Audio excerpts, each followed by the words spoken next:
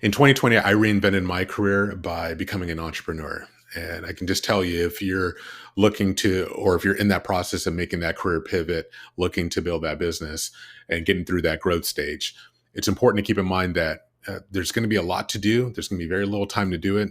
And you're going to quickly become overwhelmed and probably frustrated by the failure of not maybe meeting your expectations.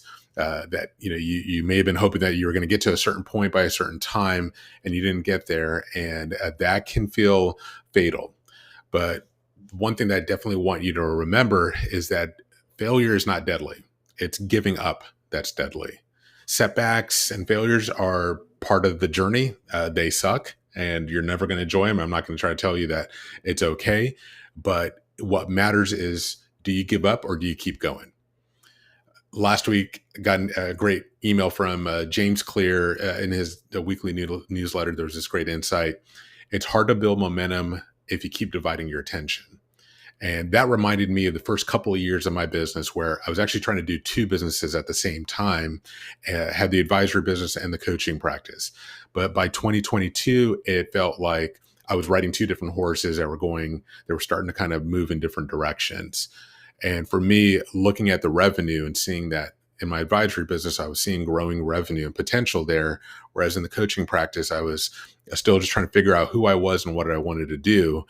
I decided, you know what, I'm just going to double down on what's already working and trust that what I'm seeing, the results I'm seeing right now are going to get better and compound, and that I will, get momentum from there. So I'm a big fan of the 80-20 rule. 80% of the outputs that you want are coming from 20% of the inputs and the things that you're doing together. And that also applies to the outcomes that you don't want too. So I would encourage you, look at your success so far. What's the 80% of the success that's being driven by the 20% of the things that you're doing to contribute to that growth? And then on the flip side of that, what are you tolerating? What are you hanging on to that you need to just cut bait and get rid of? Where do you feel like your attention is being scattered, right? What's the one thing that if you just double down on, that's what's going to continue to grow and expand? Undivided attention is the key here. Sharpen the focus. When you're trying to get a lot of stuff done, there's never going to be enough time.